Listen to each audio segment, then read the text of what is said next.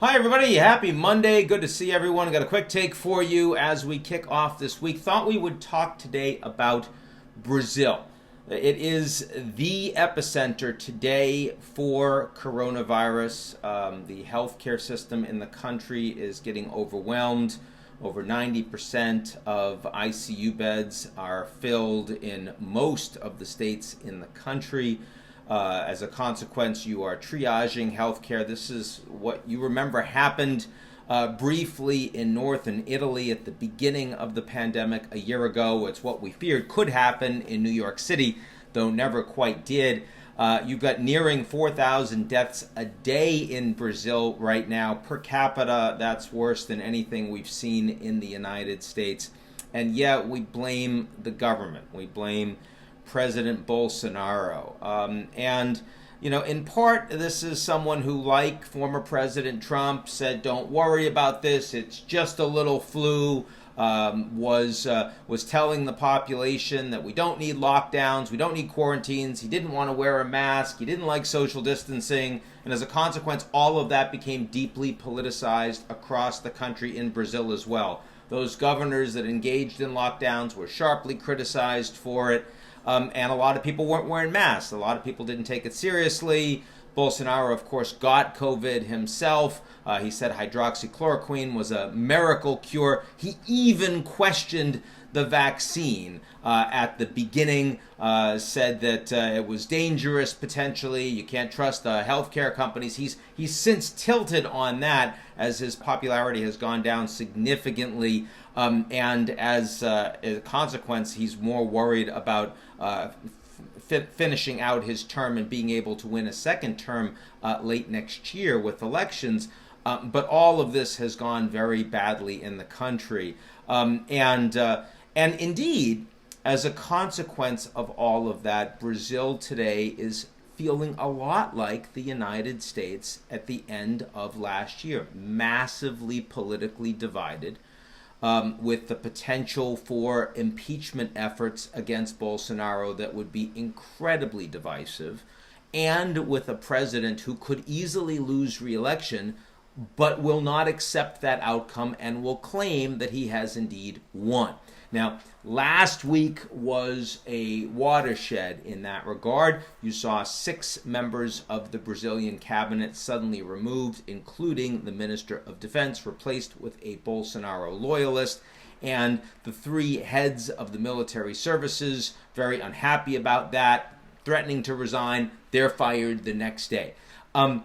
Does this mean that Brazil is heading for a coup or revolution? The answer is no. It's actually similar to the United States in the sense that the senior military leadership in the country is independent and would not support loyalty to Bolsonaro no matter what. And the judiciary in the country is still largely independent. These institutions are stronger than what you see in most developing countries around the world.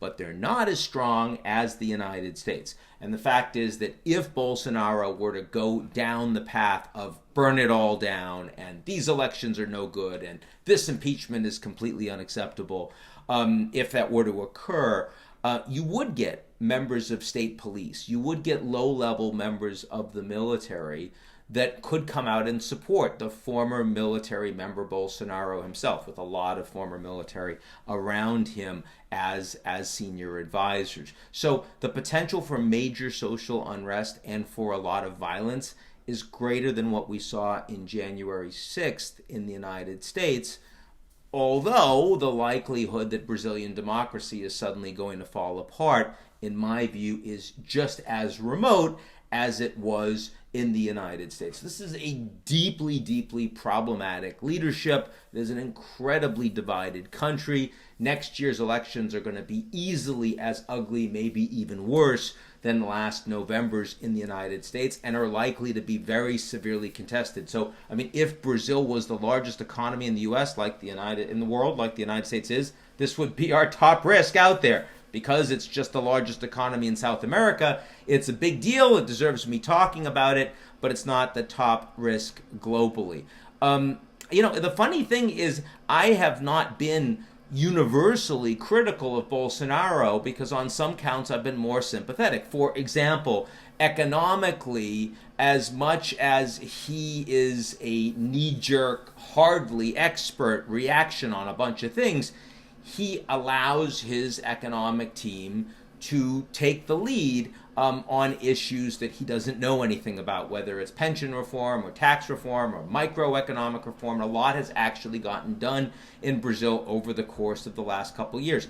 On climate, Bolsonaro is widely criticized for being one of the worst climate skeptics, climate deniers in the world, and I obviously think that's a horrible thing, especially when you see all this clear-cutting happening in the Amazon forest.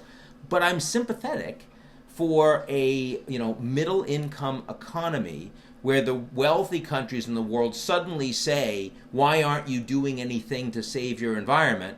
When for decades we were paying no attention to it. We were, of course, emitting massive amounts of carbon into the atmosphere. We had no problem with exploiting global economies, including Brazil, for our own benefit. And Bolsonaro is basically saying, look, if you want us to pay attention to the climate, pay us.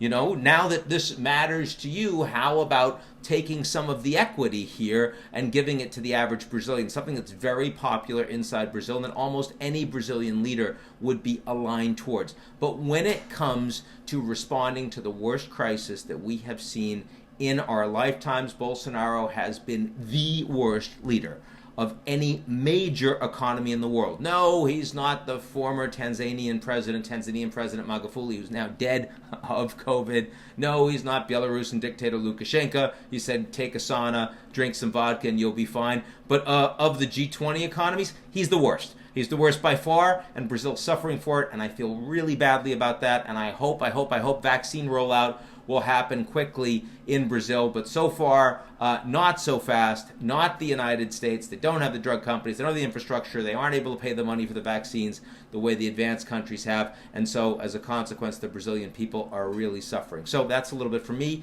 this week. Everyone be safe, avoid fewer people, and I'll talk to you all real soon.